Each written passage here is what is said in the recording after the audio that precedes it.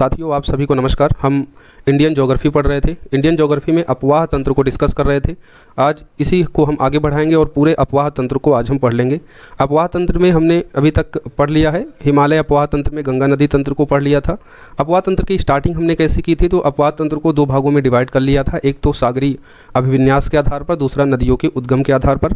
सागरीय अभिविन्यास में देखा था कि जो नदियाँ बंगाल की खाड़ी में गिरती हैं और कुछ नदियाँ अरब सागर में, और ऐसी भी नदियाँ हैं जो अंतःस्थलीय अपवाह तंत्र का होती हैं, यानी नदियाँ निकलती हैं किसी पठारी पहाड़ी क्षेत्र से, किसी स्थान से, वो किसी सागर में न जाकर किसी अंतः स्थल में विलीन हो जाती हैं, जैसे लूनी नदी और घाघरा नदी को हम पढ़ते हैं।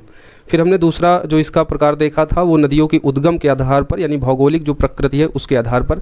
एक तो ऊपर आप जानते हैं पूरा हिमालय है, तो जो हिमालय से नदियाँ निकलती हैं उस संदर्भ में हिमालयी अपवाह तंत्र, और दूसरा प्रायद्वीपीय अपवाह तंत्र, और फिर अंतःस्थलीय अपवाह तंत्र। तो अपवाह तंत्र को हमने दो भागों में डिवाइड कर लिया था, हिमालयी अपवाह तंत्र और फिर प्रायद्वीपीय अपवाह तंत्र के बीच क्या बेसिक अंतर है, उन अंतरों को देखा था जहां से आपके एग्जाम में कंसेप्चुअल प्रश्न आते हैं। फिर हम हिमालयी अपवाह तंत्र को शुरू किया था, जिसमें सिंधु नदी तंत्र और गंगा नदी तंत्र को डिस्कस कर लिया था।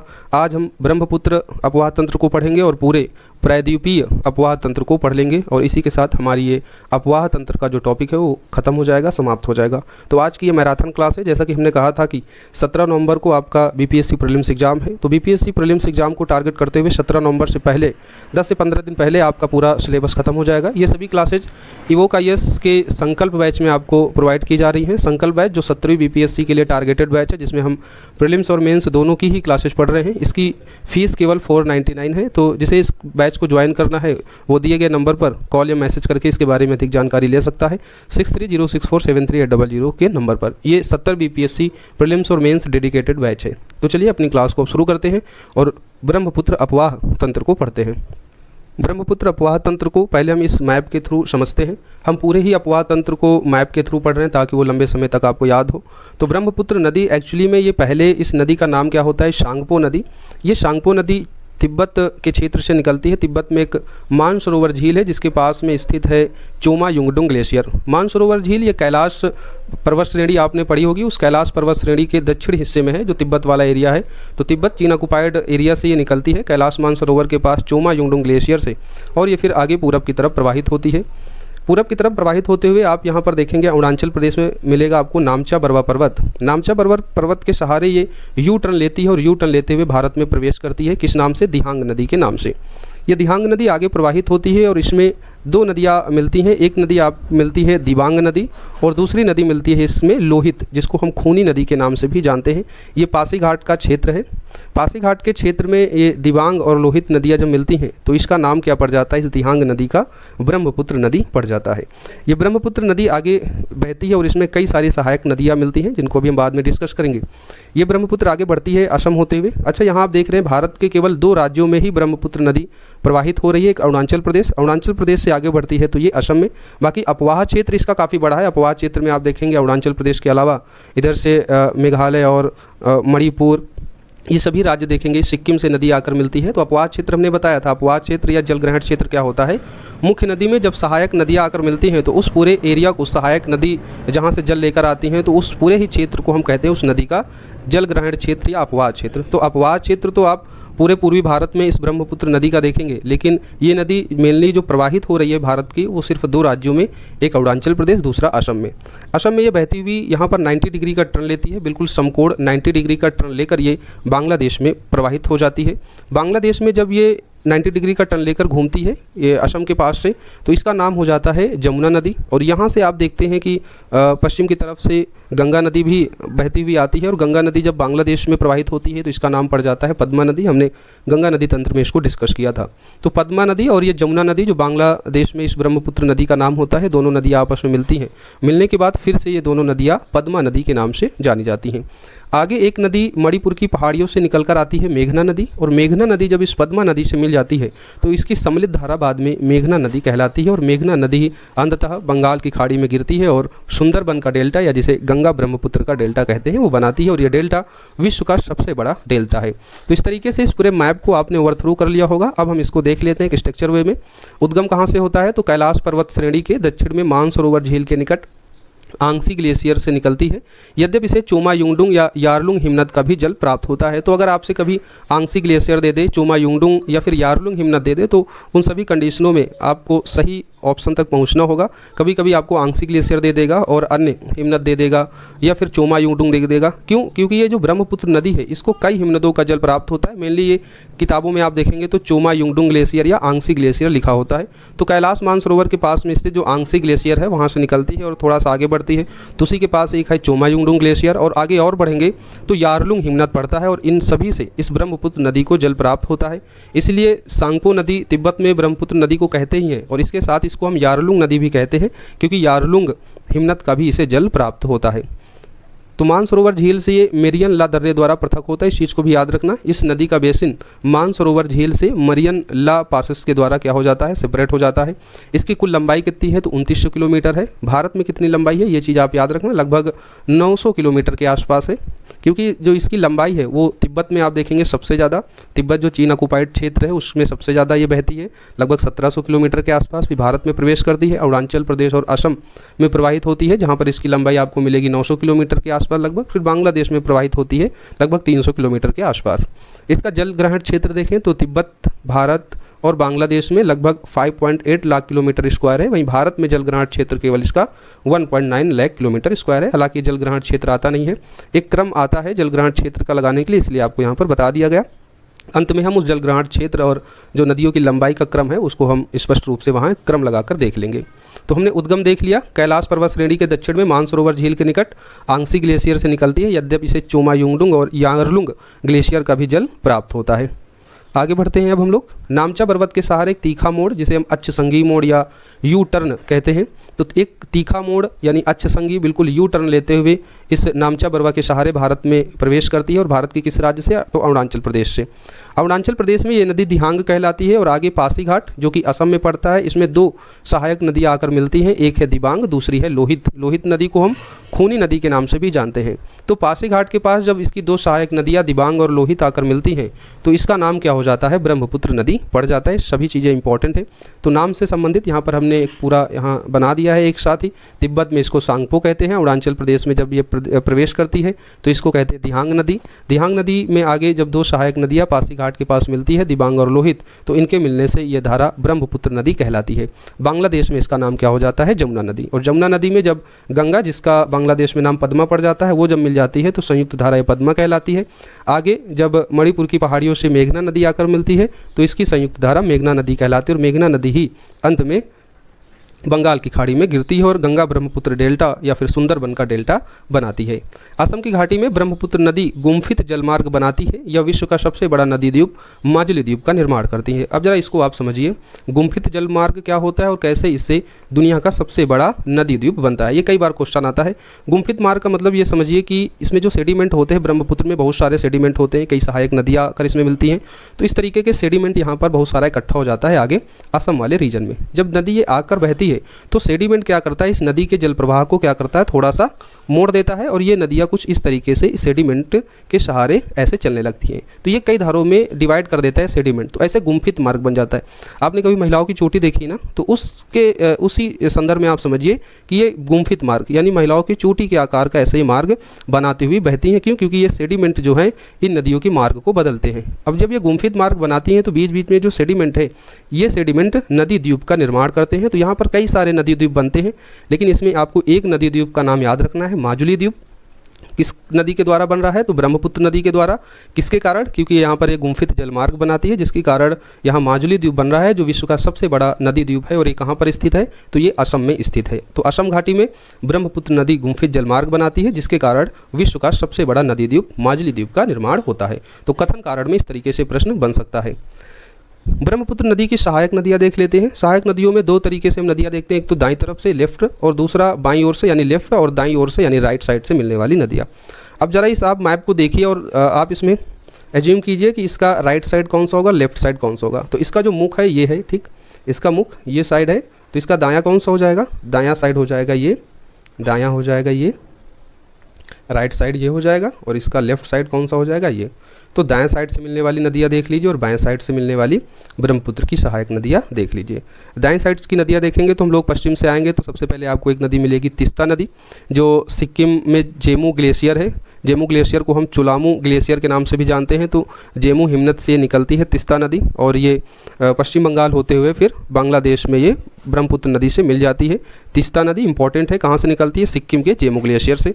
उसके बाद एक नदी इसमें मिलती है रांगपो नदी, माफ़ कीजिए रांगपो नदी, और एक साइड से रंजीत नदी। ये दोनों तिस्ता नदी की ही सहायक नदियां हैं जो सिक्किम से ही निकलती हैं। तो रांगपो और रंजीत नदी तिस्ता नदी की सहायक नदियां हैं। और तिस्ता नदी किसकी सहायक नदी है? तो तिस्ता नदी है ब्रह्मपुत्र की सहायक नदी, जेमू ग्लेशियर से निकलती है और पश्चिम बंगाल होते हुए बांग्लादेश में प्रवाहित होती है और अंत में ये ब्रह्मपुत्र में मिल जाती है। आगे हम बढ़ेंगे तो एक संकोश नदी मिलेगी जो असम और पश्चिम बंगाल की सीमा बनाते हुए बहती है और अंत में बांग्लादेश में ये ब्रह्मपुत्र नदी से मिल जाती है, संकोश नदी। फिर आगे आप देखेंगे एक है तिपकाई नदी, मानस नदी, जिया भरेली नदी, कामेंग नदी। कामेंग नदी के तट पर ही पक्के टाइगर रिजर्व है अरुणाचल प्रदेश का जो स्थित है, इंपॉर्टेंट है, पक्के टाइगर रिजर्व भी आपसे पूछा जाता है। ये कामेंग नदी पर स्थित है। रंगा नदी, सुबनसिरी, तो ये इसकी दाएं तरफ से मिलने वाली सहायक नदियां हैं। बाएं तरफ की सहायक नदियां देखेंगे तो इसमें दिबांग आ जाएगा, लोहित जिसे खूनी नदी कहते हैं, दिशांग नदी, धनसिरी नदी और कापिली नदी। तो ये सभी नदी जो हैं इसमें मिलने वाली बाएं साइड की नदियां हैं। तो एक स्ट्रक्चर भी में यहाँ पर आप देख लीजिए। दाईं ओर से मिलने वाली नदी है तिस्ता, संकोश, जिया भरेली, कामेंग, रंगा नदी, सुबनसिरी, तिपकाई, मानस, पुथुमारी और पगलादिया। पगलादिया भी ब्रह्मपुत्र की सहायक नदी है, दाईं ओर से मिलने वाली। ये सभी नदियाँ आपसे एग्जाम में बार बार पूछी जाती हैं, इसलिए इनको एक बार अच्छे से पढ़िए, रिवीजन कीजिएगा, आपको याद हो जाएंगी। बाईं ओर से मिलने वाली इसमें नदियाँ हैं दिबांग, लोहित, लोहित को ही खूनी नदी के नाम से जानते हैं, दिशांग, धनसिरी और ये कापिली। ये सभी बाईं ओर से मिलने वाली ब्रह्मपुत्र की सहायक नदियाँ हैं। यहाँ पर एक नोट पॉइंट लिखा हुआ है जिसमें कामेंग नदी पर जैसे हमने बताया कि पक्के टाइगर रिजर्व स्थित है जो अरुणाचल प्रदेश का है। तो पक्के टाइगर रिजर्व या अरुणाचल प्रदेश का है और किस नदी के तट पर है? कामेंग नदी के तट पर। कामेंग नदी किसकी सहायक नदी है? ब्रह्मपुत्र की। तिस्ता नदी के बारे में बताया था, ये जेमू ग्लेशियर जो सिक्किम में है यहाँ से इसका उद्गम होता है और फिर आगे पश्चिम बंगाल से प्रवाहित होते हुए बांग्लादेश में ब्रह्मपुत्र नदी से मिल जाती है। जेमू ग्लेशियर के पास ही एक चेलामू झील है, ये आप जरा याद कर लीजिए।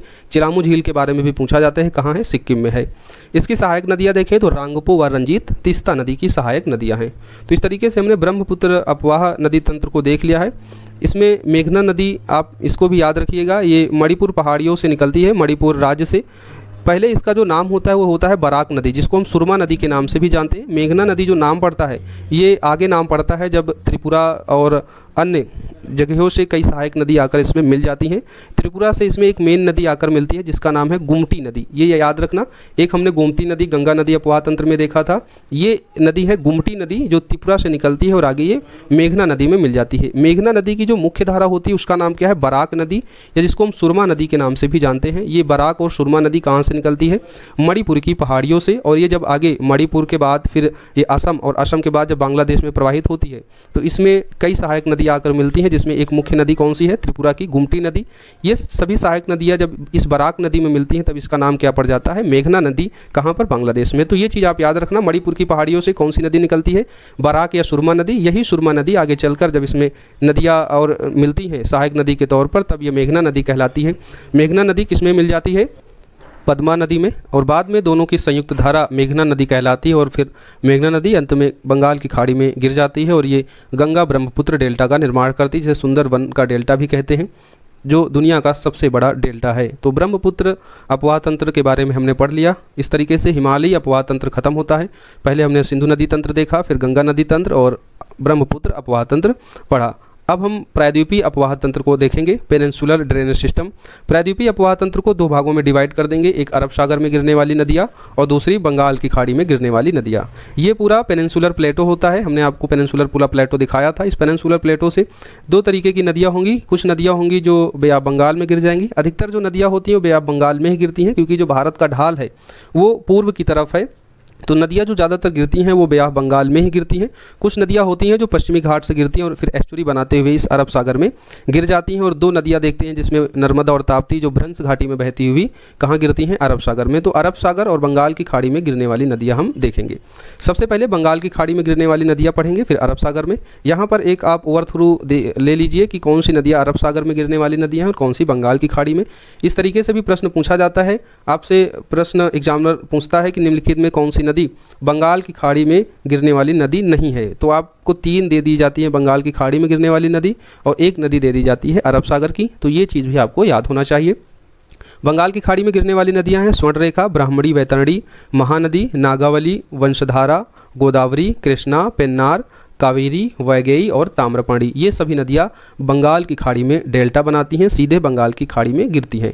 प्रश्न कभी कभी ये भी पूछ लिया जाता है कि निम्नलिखित में से कौन सी नदी सीधे बंगाल की खाड़ी में नहीं गिरती है, यानी वे नदियाँ सहायक नदियों के तौर पर होती हैं। तो ऐसे में भी आपको ये नदियाँ याद होनी चाहिए, तभी आप दिए गए ऑप्शन को एलिमिनेट करके सही उत्तर तक पहुंच पाएंगे। ये जितनी नदियाँ दी जा रही हैं ये सभी नदियाँ सीधे बंगाल की खाड़ी में गिरती हैं और डेल्टा बनाती हैं। इसमें एक नदी आपको यहाँ पर याद रखना होगा जो वैतरणी नदी है, ये ब्राह्मणी नदी में लास्ट में जाकर मिल जाती है। तो वैतरणी नदी को ब्राह्मणी नदी की सहायक नदी के तौर पर भी देखा जाता है। हालांकि यहाँ पर ये सारी नदियाँ आप याद कर लीजिए जो बंगाल की खाड़ी में गिरती हैं। अरब सागर में गिरने वाली नदियाँ हैं साबरमती, माही, नर्मदा, ताप्ती, मीठी नदी, मांडवी नदी, शरावती नदी, पेरियार और भरतपुंजा नदी। ये सभी अरब सागर में गिरने वाली नदियाँ हैं। अब बंगाल की खाड़ी की नदियों को हम देख लेते हैं। सबसे पहले आप देखेंगे स्वर्णरेखा नदी। स्वर्णरेखा नदी ये झारखंड के रांची के पठार से निकलती है, रांची के पठार से निकलती है और फिर आगे उड़ीसा में जाकर प्रवाहित होती है। इसके बारे में देख लीजिए, कुछ इंपॉर्टेंट जो फैक्ट हैं जो आपके एग्जाम में पूछे जाते हैं। स्वर्णरेखा नदी रांची के पठार से निकलती है। रांची के पठार के पास नागरी गांव है, ये 69th बीपीएससी एग्जाम में पूछा गया था। तो रांची के दक्षिण पश्चिम पठार से जो नागरी गांव के पास है यहाँ से स्वर्णरेखा नदी निकलती है। इसकी सहायक नदियाँ हैं खरकई, कांची और रारू नदी। इस नदी पर हुंडरू जलप्रपात स्थित है, लगातार आपके एग्जाम में पूछा जाता है। और स्वर्णरेखा नदी के तट पर ही जमशेदपुर शहर जो झारखंड का एक प्रमुख शहर है, जमशेदपुर, जिसको हम टाटा नगर शहर के नाम से भी जानते हैं क्योंकि जमशेदजी टाटा ने ही इस जमशेदपुर को बसाया था। तो इस नदी के तट पर झारखंड का शहर जमशेदपुर स्थित है। हुंडरू जलप्रपात है, खरकई, कांची और रारू इसकी प्रमुख सहायक नदियां हैं। रांची के दक्षिण पठार से जो नागरी गांव के पास है वहां से ये निकलती है स्वर्णरेखा नदी। तो इतनी चीज़ें आपको स्वर्णरेखा नदी के बारे में पता होनी चाहिए। अब आगे देखते हैं हम लोग। स्वर्णरेखा से जब आगे बढ़ेंगे तो आपको मिलेगी ब्राह्मणी नदी। ब्राह्मणी नदी का जो उद्गम होता है 2 नदियों के मिलने से होता है। एक आपको दक्षिणी कोयल नदी मिलेगी और दूसरी मिलेगी शंख नदी। दक्षिणी कोयल नदी और जो शंख नदी हैं ये दोनों नदियाँ ही छोटा नागपुर पठार, झारखंड की कैपिटल जो रांची है वहाँ से निकलती है। इस मैप में आपको शायद क्लियर नहीं हो पा रहा हो, आप लोग मैप लेकर बैठिए। ये दोनों नदियां हैं, एक आप देख रहे हैं शंख नदी और दूसरी ये है दक्षिणी कोयल नदी। ये रांची के पठार से निकलती हैं, छोटा नागपुर पठार से। और ये दोनों नदियां आप बहती हैं और उड़ीसा में एक स्थान है राउरकेला का। राउरकेला आप जानते हैं उड़ीसा का एक प्रमुख शहर है। इस राउरकेला के पास ये दोनों नदियां मिल जाती हैं और ये दोनों नदियां जब आपस में मिलती हैं तो दोनों की संयुक्त धारा क्या कहलाती है? दोनों की संयुक्त धारा कहलाती है ब्राह्मणी नदी। तो दक्षिणी कोयल और शंख नदी दोनों का उद्गम कहाँ से होता है? छोटा नागपुर पठार से। और दोनों नदियों की संयुक्त धारा क्या कहलाती है? ब्राह्मणी नदी। और दोनों की संयुक्त धारा मिलती कहाँ पर है? राउरकेला में मिलती है, तब इनका नाम हो जाता है ब्राह्मणी नदी। वैतरणी नदी का उद्गम होता है क्योंझोर, जो उड़ीसा का एक प्रमुख शहर है, यहाँ से होता है। उड़ीसा के क्योंझोर से वैतरणी नदी का उद्गम होता है, जिसको हम धमरा नदी भी कहते हैं। दोनों नदियों के संयुक्त डेल्टा में भितनकनिका मैग्रोवन स्थित है। It's very important fact. Bhitarkanika mangrove कहाँ पर है? उड़ीसा में है।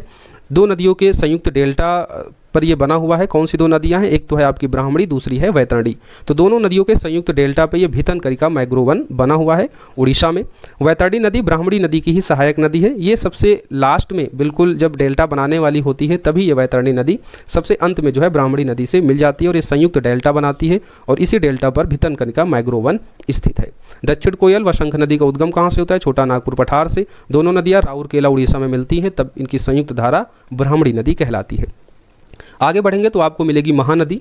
महानदी छत्तीसगढ़ की सिहवा श्रेणी के पास जो अमरकंटक का पठार है यहाँ से निकलती है। ये आप देख रहे हैं यहाँ पर महानदी ये उड़ीसा की सबसे लंबी नदी है। कहाँ से इसका उद्गम होता है?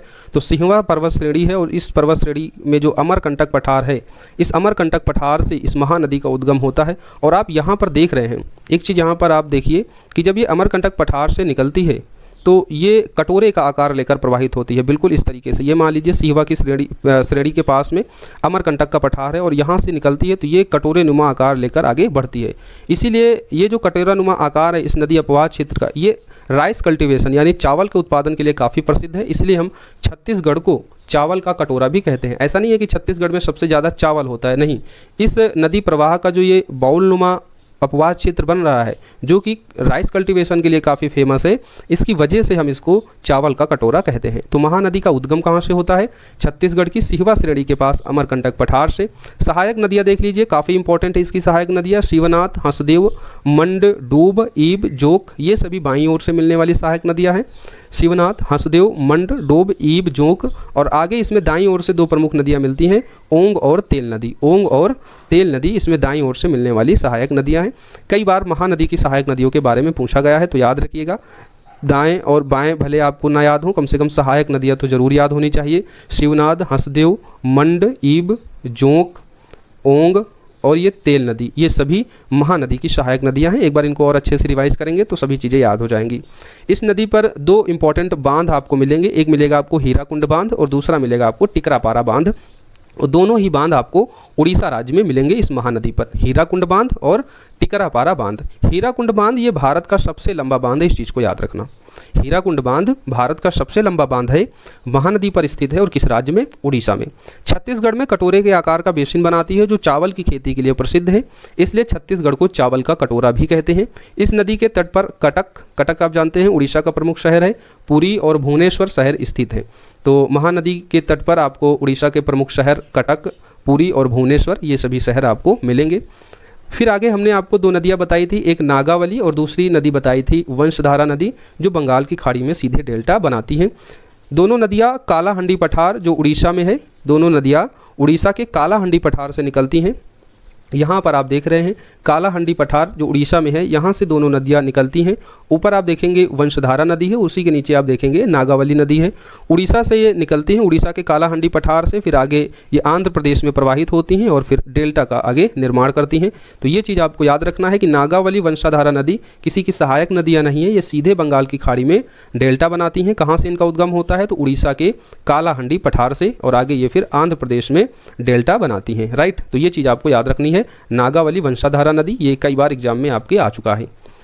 फिर उसके आगे बढ़ेंगे तो आपको मिलेगी गोदावरी नदी। गोदावरी नदी का जो उद्गम होता है वो पश्चिम घाट की जो पर्वत श्रेणियाँ हैं, अब यहाँ पर आप देख रहे हैं गोदावरी नदी, ये है आपकी गोदावरी नदी, जो त्र्यंबकेश्वर पर्वत श्रेणी की जो सबसे ऊंची चोटी है कलसूबाई, इन सभी को हमने अपने पेनिनसुलर प्लेटो में आपको बताया था।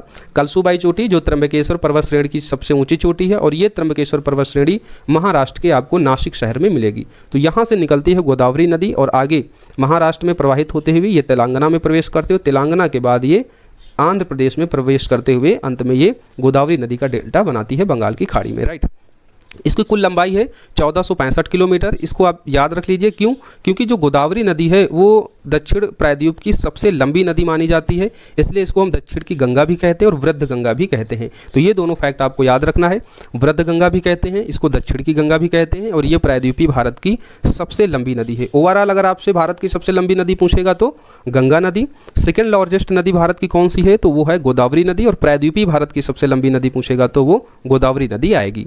यह नदी महाराष्ट्र, तेलंगाना और आंध्र प्रदेश से होकर बहती है। सहायक नदियाँ इसकी देख लीजिए, प्राणहिता, पूर्णा, पेनगंगा, वर्धा, वेनगंगा, सबरीताल और सिलेरू। प्रवरा, मंजीरा इसकी प्रमुख सहायक नदियां हैं। यहाँ आप देख रहे हैं पूर्णा है, ये आपकी गोदावरी नदी है जो महाराष्ट्र, फिर आगे तेलंगाना और आंध्र प्रदेश में प्रवाहित होती है, और फिर गोदावरी नदी का डेल्टा यहाँ पर बना रही है। तो पूर्णा आप देखेंगे तो ये ऊपर वाली नदियाँ की कौन सी साइड होगी? ऊपर वाली नदियों की साइड होगी बाईं साइड, क्योंकि इसका मुख किस तरह है? पूर्व की तरफ। राइट, तो पूर्व की तरफ मुख है, इसलिए इसकी जो बायां साइड होगा वो ऊपर वाला होगा, और दायां साइड कौन सा होगा? नीचे वाला। तो बाएं साइड से देखेंगे तो पूर्णा, वेनगंगा, वर्धा, फिर वेनगंगा, प्राणहिता। प्राणहिता ये मुख्य धारा है जिसमें आकर ये सभी सहायक नदियाँ मिलती हैं। और उसके आगे देखेंगे इंद्रावती, जो छत्तीसगढ़ से आकर इस गोदावरी नदी में मिलती है। तो इंद्रावती नदी का उद्गम कहाँ से होता है? छत्तीसगढ़ से, और ये आकर इस गोदावरी नदी में मिल जाती है तेलंगाना में। और आगे आंध्र प्रदेश में इसमें दो सहायक नदियाँ मिलती हैं, सबरी और सिलेरू नदी। नीचे से देखेंगे इसमें दो प्रमुख सहायक नदियाँ मिलती हैं, प्रवरा और मंजीरा। तो ये गोदावरी नदियों की प्रमुख सहायक नदी हैं। मंजीरा नदी के बारे में एक चीज़ याद रखिए, हैदराबाद के समीप गोदावरी नदी में ये मिलती है। आगे हम जब कृष्णा नदी की सहायक नदी मूसी नदी देखेंगे तो इस मूसी नदी के किनारे हैदराबाद शहर स्थित है। ये चीज़ अभी हम आगे देखेंगे, राइट। इंद्रावती नदी पर चित्रकूट जलप्रपात स्थित है छत्तीसगढ़ में, इसे याद रखिए। इंद्रावती नदी किसकी सहायक नदी है? गोदावरी नदी की। कहाँ से इसका उद्गम होता है? छत्तीसगढ़ से, और छत्तीसगढ़ में ही इस नदी पर चित्रकूट जलप्रपात स्थित है। आपके एग्जाम में बार बार पूछा जाता है। पोलावरम परियोजना ये गोदावरी नदी पर स्थित है आंध्र प्रदेश में, और पोलावरम परियोजना को लेकर इस वर्ष बजट में काफ़ी ये चर्चा का विषय रहा था, क्योंकि पोलावरम परियोजना के लिए इस बार अलग से विशेष बजट केंद्र सरकार ने आंध्र प्रदेश को दिया है। तो इसको आप याद रखिए। पोलावरम परियोजना कहाँ की है? आंध्र प्रदेश की है। किस नदी पर है? तो ये गोदावरी नदी पर है। अब गोदावरी नदी के आगे बढ़ते हैं तो आपको मिलेगी कृष्णा नदी। कृष्णा नदी ये आप देख रहे हैं, ये महाबलेश्वर पर्वत श्रेणी महाराष्ट्र से निकलती है। अब गोदावरी, कृष्णा, कावेरी ये सभी पश्चिमी घाट की पर्वत श्रेणियों से निकलती हैं, जिसमें हमने गोदावरी देखी त्र्यंबकेश्वर पर्वत श्रेणी से। उसके बाद हमने कृष्णा नदी अब देखेंगे महाबलेश्वर पर्वत श्रेणी से, महाराष्ट्र से निकलती है। ये महाराष्ट्र, कर्नाटक, तेलंगाना और आंध्र प्रदेश से होकर बहती है। ये आपकी है महाबलेश्वर पर्वत श्रेणी। ये है आपकी महाबलेश्वर पर्वत श्रेणी, जहाँ से निकल रही है कृष्णा नदी। ये कृष्णा नदी बहती है और फिर थोड़ा सा ऊपर की तरफ जाती है और तेलंगाना के क्षेत्र में प्रवाहित होते हुए फिर नीचे की तरफ मुड़ती है और आंध्र प्रदेश में प्रवाहित होती है, और ये कृष्णा नदी का डेल्टा यहाँ पर बन जाता है। तो ये महाराष्ट्र, कर्नाटक, तेलंगाना और आंध्र प्रदेश से होकर बहती है। अलमाटी बांध जो कि कर्नाटक में है, इसी कृष्णा नदी पर है। नागार्जुन सागर बांध जो तेलंगाना में है, ये इसी कृष्णा नदी पर है। अच्छा, ज़्यादा इसमें कन्फ्यूज बच्चे हो जाते हैं आंध्र प्रदेश और तेलंगाना को लेकर। 2014 के बाद से जब ये अलग हुआ तो कई सारी चीज़ें हम आंध्र प्रदेश में पढ़ते आ रहे थे, लेकिन वो अब कहाँ पर आ गई? तेलंगाना में। जैसे नागार्जुन सागर बांध हम पहले पढ़ते थे कहाँ पर? आंध्र प्रदेश में, लेकिन ये एक्चुअली है कहाँ? तेलंगाना में। तो ये चीज़ आप याद रखना। कृष्णा नदी पर जो नागार्जुन डैम है वो तेलंगाना में है। किस नदी पर? कृष्णा नदी पर, हमने अभी बता ही दिया। अलमाटी बांध कर्नाटक में है। किस नदी पर? कृष्णा नदी पर है। ये भी इंपॉर्टेंट है। सहायक नदियाँ देख लीजिए, तो इसमें सहायक नदियाँ हैं कोयना, और भी कई सहायक नदियां हैं, घाट प्रभा, मालप्रभा, तुंगभद्रा, और ऊपर की तरफ से देखेंगे तो भीमा और मूसी नदी इसकी प्रमुख सहायक नदियां हैं। कोयना जो नदी है ये महाराष्ट्र में देखेंगे, महाराष्ट्र से ही निकलती है और इस कृष्णा नदी में मिल जाती है, और इसी कोयना नदी पर शिव सागर डैम स्थित है महाराष्ट्र में। फिर आगे तुंगभद्रा नदी पर तुंगभद्रा डैम स्थित है कर्नाटक में, क्योंकि तुंगभद्रा जो नदी प्रवाहित होती है वो कर्नाटक में प्रवाहित होती है, और ये फिर कर्नाटक में ही कृष्णा नदी से मिल जाती है। सारी चीज़ें इंपॉर्टेंट है, मैं समझ पा रहा हूँ। ये सभी फैक्चुअल डाटा है, आपको पढ़ने में, याद करने में थोड़ी सी दिक्कत होगी, लेकिन अगर आप इसका रिवीजन करेंगे तो आपको ये सब याद हो जाएगा। जो बच्चे हमारे संकल्प बैच के ग्रुप में जुड़े हुए हैं उनको पीडीएफ मिल जाएगी। जो बच्चे नहीं जुड़े हुए हैं तो वो साथ में नोट्स प्रिपेयर करते रहें। बाकी अगर आप हमारे बैच में जुड़ते हैं तो आपको इन सभी क्लासेस का नोट्स प्रोवाइड हो जाएगा। तो कृष्णा नदी महाबलेश्वर पर्वत श्रेणी से निकलती है। ये कहाँ पर है? महाराष्ट्र में है। महाराष्ट्र, कर्नाटक, तेलंगाना, आंध्र प्रदेश से होकर प्रवाहित होती है। अलमाटी बांध जो कर्नाटक में है, नागार्जुन सागर डैम जो तेलंगाना में है, ये कृष्णा नदी पर ही स्थित है। सहायक नदियाँ कौन कौन सी हैं? तो तुंगभद्रा, घाटप्रभा, मालप्रभा, कोयना, पंचगंगा, दूधगंगा, भीमा और मूसी। मूसी नदी के तट पर ही हैदराबाद शहर स्थित है। सहायक नदी जो इसकी कोयना है, इस पर शिव सागर डैम महाराष्ट्र में स्थित है। तुंगभद्रा नदी पर तुंगभद्रा डैम जो कर्नाटक में है। तो ये सभी चीज़ें आपको पता होनी चाहिए। प्रायद्वीपीय भारत की नदियों में हमने मुख्य नदी के तौर पर गोदावरी पढ़ लिया, कृष्णा पढ़ लिया।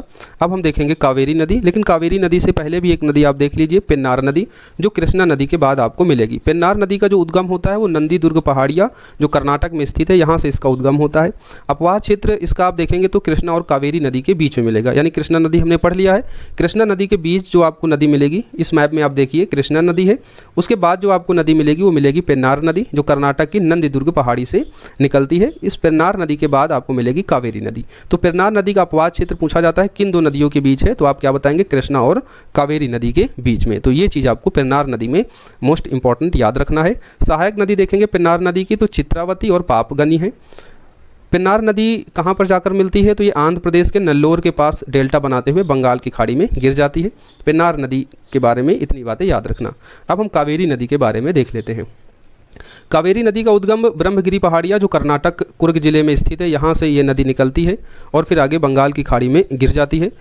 कावेरी नदी का जो डेल्टा है वो राइस कल्टीवेशन के लिए काफ़ी इंपॉर्टेंट है, इसलिए दक्षिण भारत का चावल का कटोरा किसको कहते हैं? कावेरी नदी डेल्टा को। ओवरऑल भारत के चावल का कटोरा हमने ऊपर पढ़ा था, छत्तीसगढ़ को कहते हैं क्योंकि महानदी का जो बेसिन छत्तीसगढ़ में बनता है वो चावल के कटोरे के आकार का बनता है, इसलिए ओवरऑल भारत का चावल का कटोरा कहते हैं छत्तीसगढ़ को। लेकिन कावेरी नदी का जो डेल्टा है ये चावल की खेती के लिए काफ़ी फेमस है, इसलिए इसे हम दक्षिण भारत का चावल का कटोरा भी कहते हैं। कावेरी नदी के बारे में एक इम्पॉर्टेंट ये बात है कि ये 3 बार 2 धाराओं में विभक्त होती है।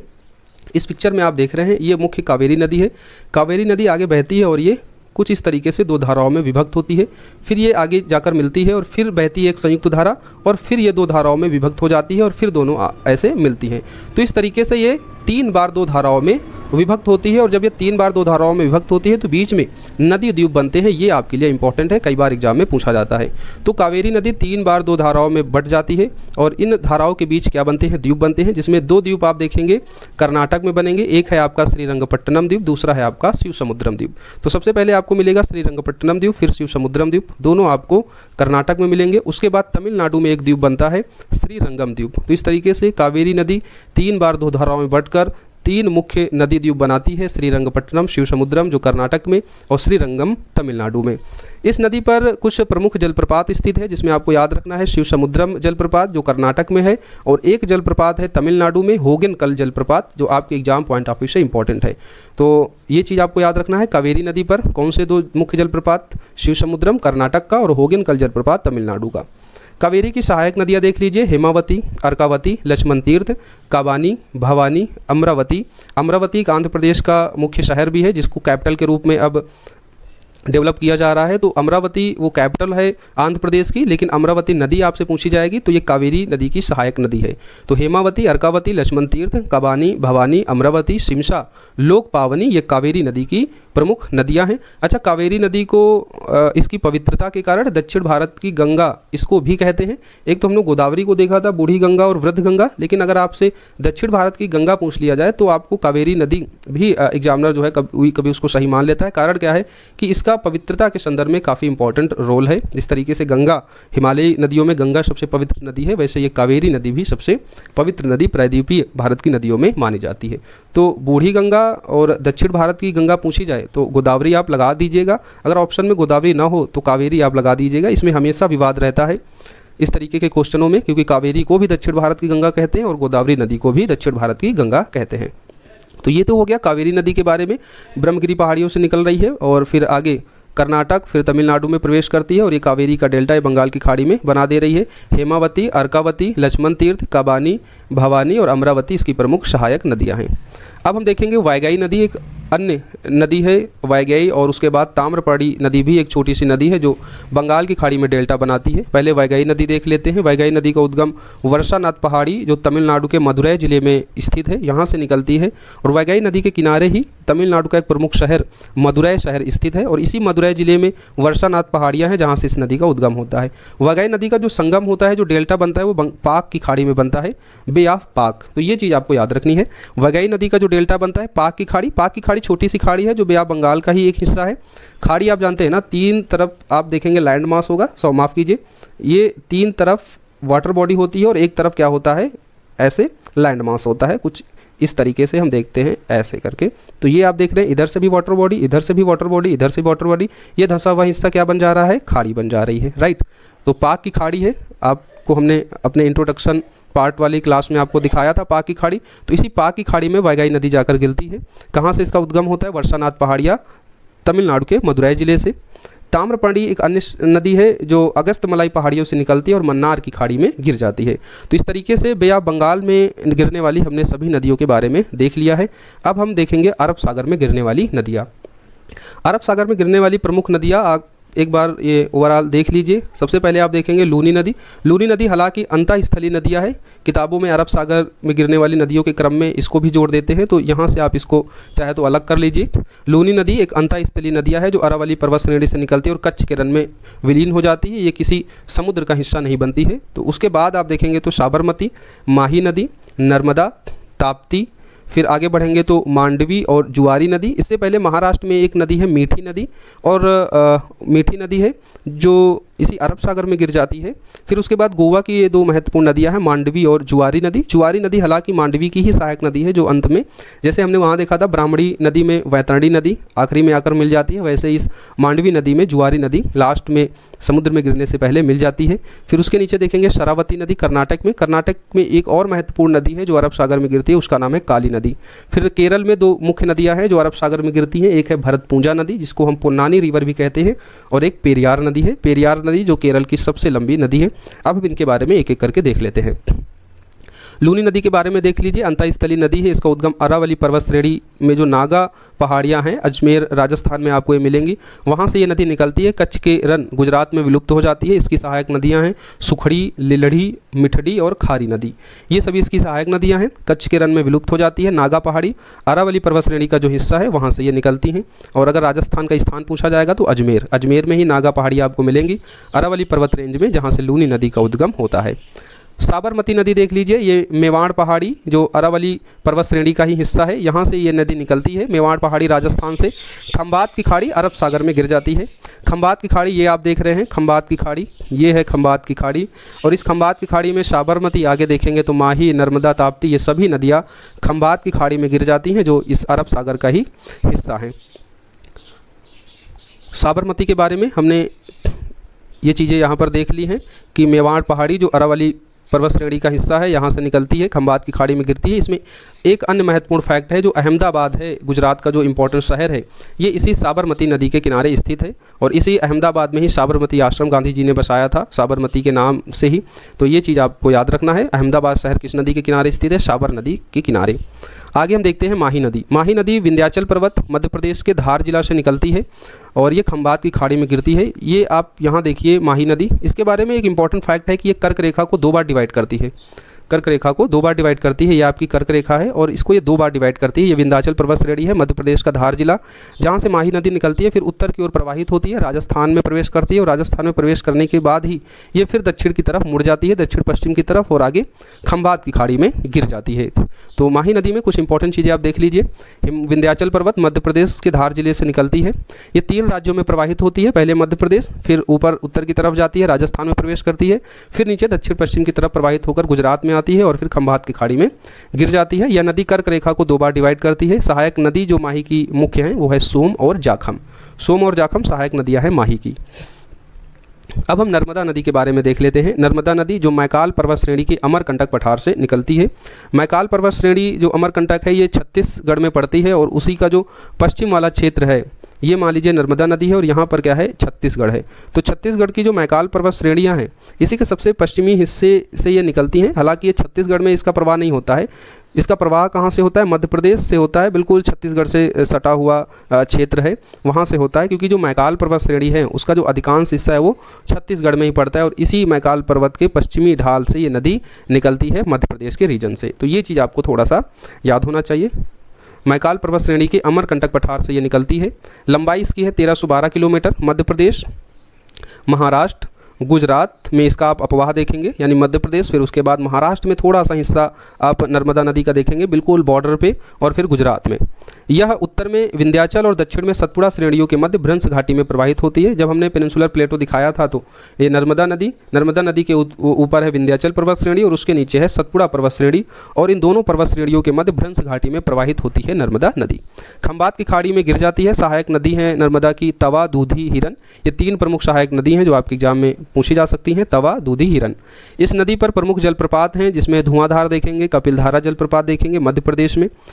कुछ इंपॉर्टेंट परियोजनाएं हैं, इंदिरा सागर ओंकारेश्वर परियोजना जो मध्य प्रदेश में है, और सरदार सरोवर परियोजना जो गुजरात में है। तो ये चीज़ आपको याद रखना है, सरदार सरोवर परियोजना गुजरात में है और इंदिरा सागर ओंकारेश्वर परियोजना कहाँ पर है? मध्य प्रदेश में है। सरदार सरोवर परियोजना ये गुजरात में है भले, लेकिन इसको कई राज्यों को इस परियोजना से फ़ायदा मिलता है। किन किन राज्यों को फ़ायदा मिलता है सरदार सरोवर परियोजना से?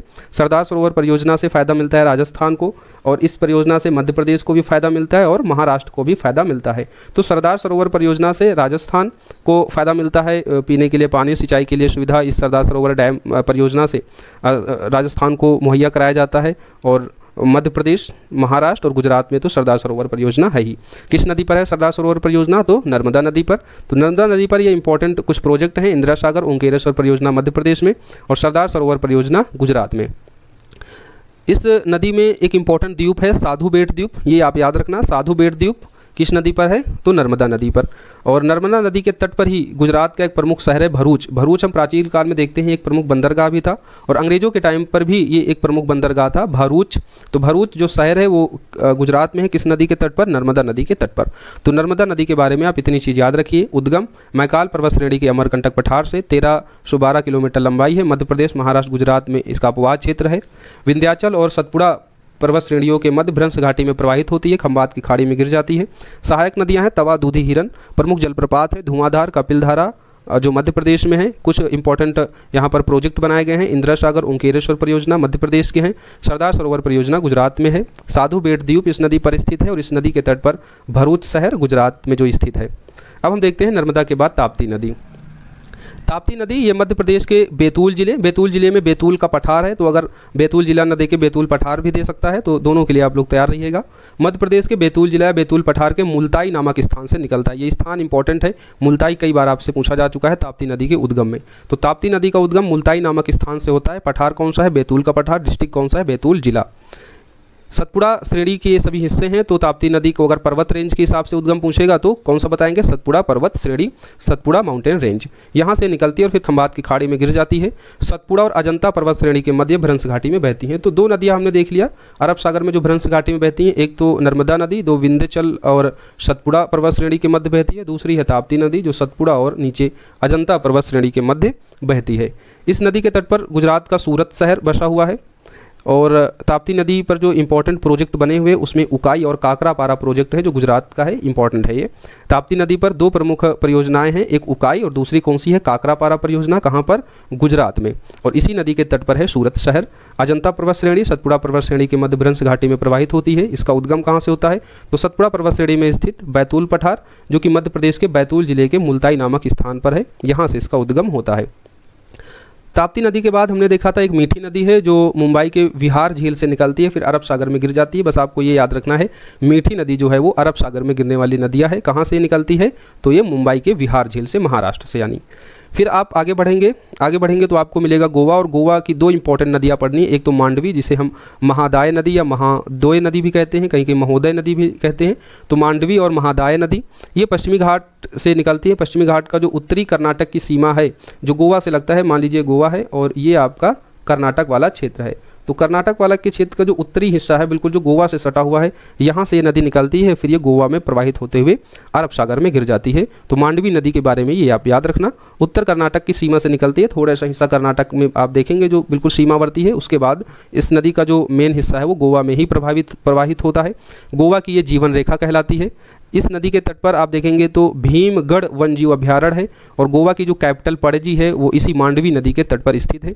इस नदी पर एक चोरावो द्वीप स्थित है।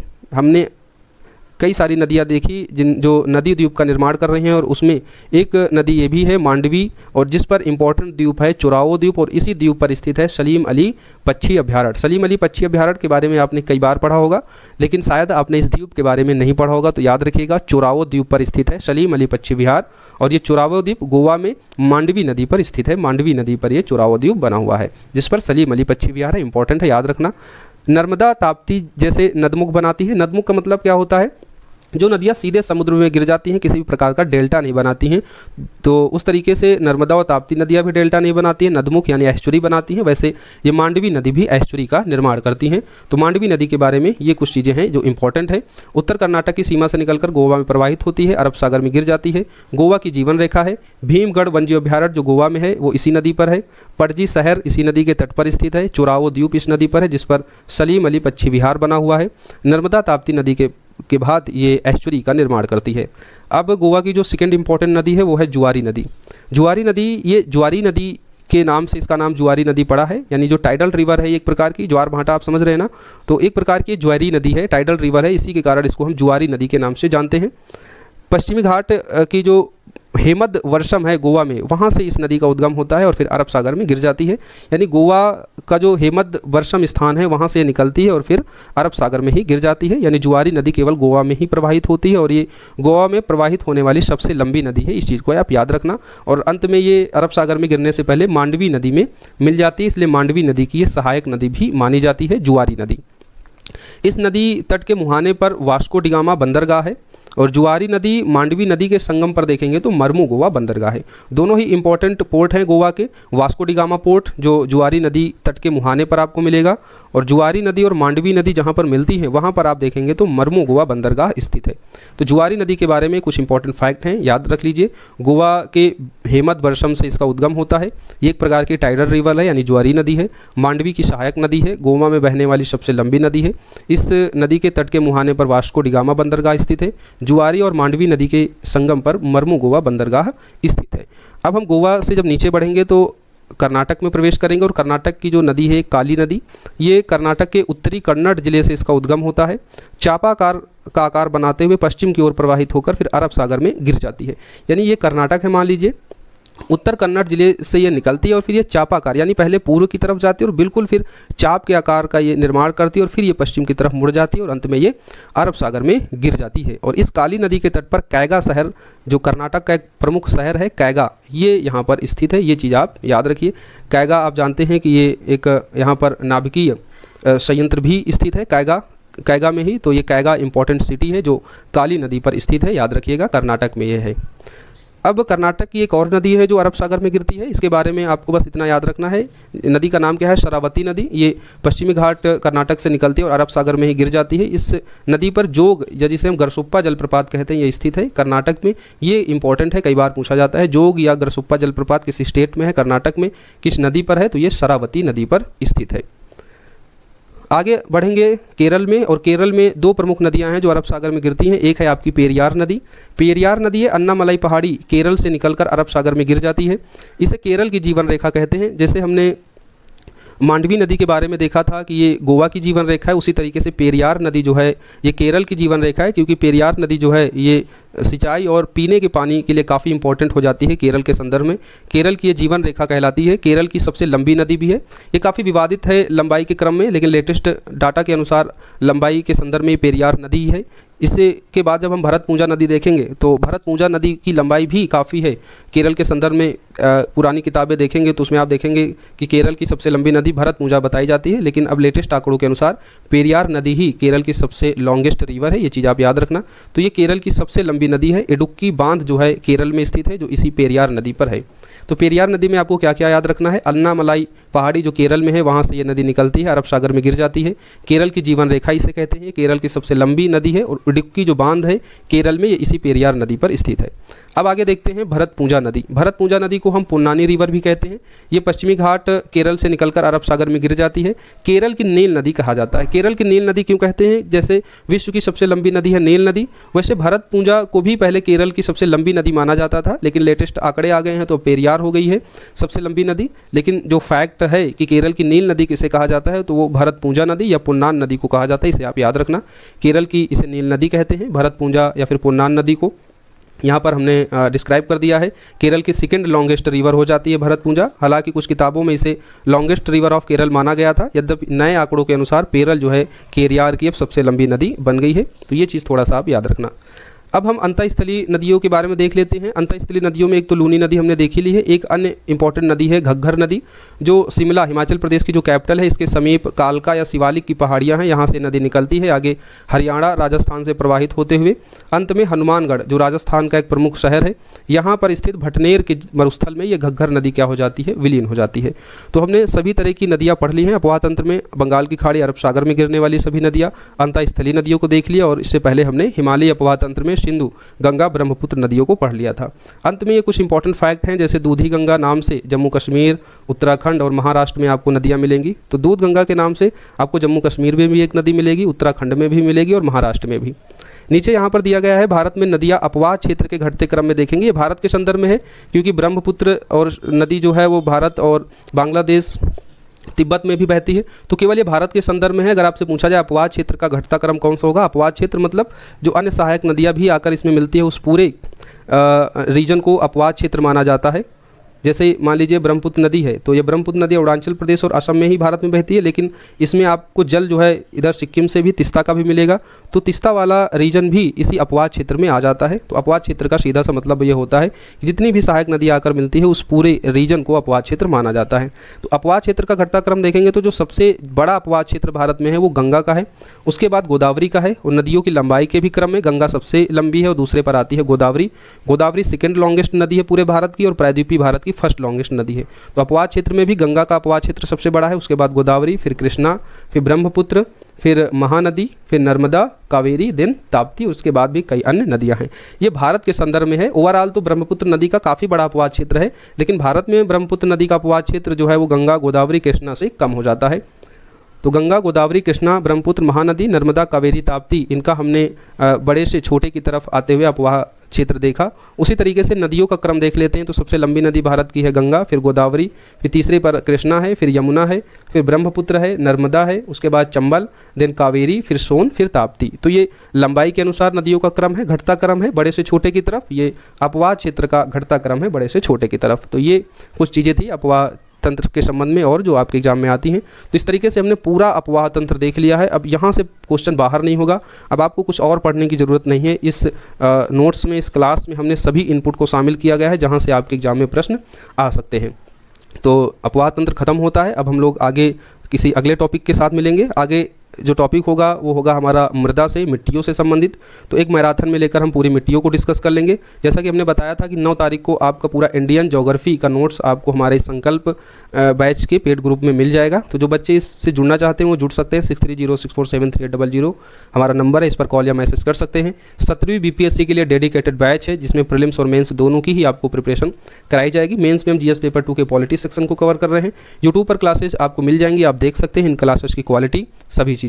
राइट, तो मिलेंगे अगली क्लास में। जब तक आप लोग पढ़ते रहें, जहां है वहां सुरक्षित रहें, अपना ख्याल रखें और 17 नवंबर को टारगेट करते हुए एकदम बेधड़क तरीके से, बिल्कुल मेहनत से, बिल्कुल ईमानदारी के साथ जो है पढ़ाई करें और अपना सिलेक्शन लें।